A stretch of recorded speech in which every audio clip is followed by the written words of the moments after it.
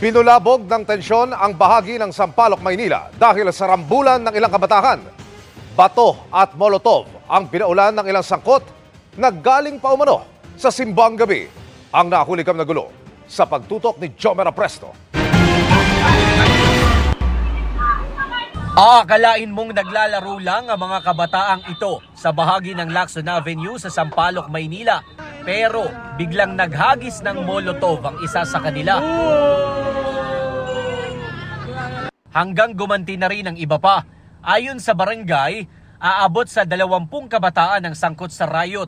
Lahat daw sila mga dayo lang sa lugar. Ang riot gang war, yun ang assessment namin sa kanila. Mga bata, minor, 8, 9, 10, 11, 12. Yung iba kasi galing sa simbang gabi. Wala namang nasaktan sa nangyari, ngunit ilang sasakyan ang tinamaan ng mga bato. Humingi naman umano ng paumanhin sa barangay ang magulang ng ilang kabataan. Kaya lang, ang magulang pong ito ay sinasabi na dali na lang sa kulungan yung kanyang anak, hulihin, di ba? At wala din daw po sila ibabayad doon sa damage na nagawa sa sasakyan ng aming kabarangay. Ang senior citizen naman na si Mang Albert ang madalas daw naglilinis ng mga bubog na naiiwan tuwing nagkakaroon ng riot. Gaano kadalas nagkakaroon ng riot? Araw-araw po yan. Hindi mapalpas ang araw. Minsan alas 3 ng hapon, minsan labas sa gabi, alas 4 ng araw.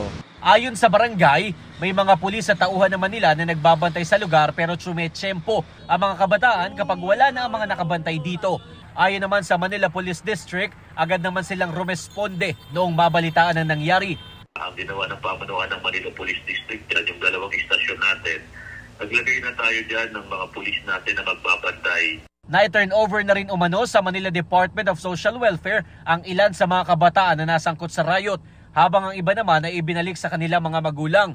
Bagamat hindi masasampahan ng reklamo ang mga menor de edad, binigyang diin ng MPD na posibleng maharap sa reklamo ang mga magulang nila. Huwag na po nating hintayin na may mangyaring hindi maganda sa inyong mga anak, di ba? Or better yet, kung sa inyo po 'yan, sasampahan po namin kayo ng kaukulang parusa. Para sa GMA Integrated News, Jomer Apresto, nakatutok 24 oras.